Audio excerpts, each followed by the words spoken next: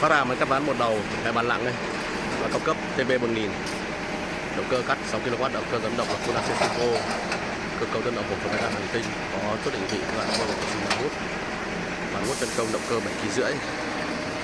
Các bác có nhu cầu phải có loại máy cắt ván công nghiệp, các loại máy không hút tự nhiên, các loại máy cạnh, máy cơ bản trượt, khoan cho camera nghe, các loại máy 1325 là quảng cáo liên hệ bên em CNC Tân Phát, bên em phân phối hàng toàn quốc. Hôm nay bên em phát hàng cái máy cắt ván một đầu hệ bàn lặng và cao cấp TB1000.